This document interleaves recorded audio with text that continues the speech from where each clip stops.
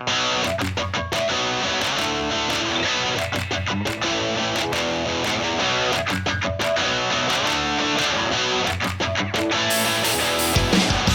to another edition of Alabama Head to Head presented by Ziegler Meats. I'm Lauren Sisler. And I'm Kevin Skarbinski. It's Alabama, it's Florida, it's the 25th anniversary of the SEC Championship game.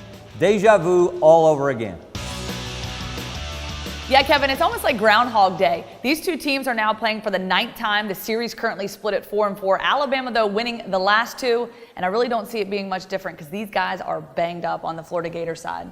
Yeah, the disparity in statistics between the Florida offense and the Alabama defense is actually ridiculous. Alabama number 1 in the country, as well as the SEC in points per game at 11.4, giving up. Florida number 11 in the SEC, number 104 in the country, scoring 24.1 points a game. Is even worse in total offense. Alabama, number 1 in the league, number 1 in the country. Florida, number 13 in the league, number 114 in the country in total yards. And oh, by the way, Alabama hasn't given up a touchdown in 267 minutes and 54 seconds of game time. Florida has scored 1 touchdown in the last 10 quarters. Do the math.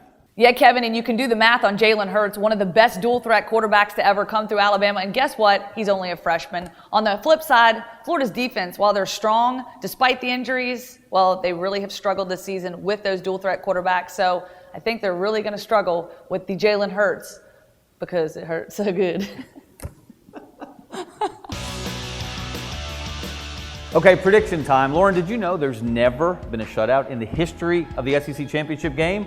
Not once in the first 24 games has one team blanked another. The closest, Florida in '95, held Arkansas to 3 points. Georgia in 2002 held Arkansas to 3 points. But there's a first time for everything, and this Alabama defense has been setting records left and right. Alabama 28, Florida 0. Going for the goose egg. Hey, he's not too far off. I, however, think Florida will score a few points. I think this is going to be a rather boring football game. I think Alabama may have a few growing pains early on, sort of like they did in the Iron Bowl, but I think they come out and win this one pretty big, 34-10.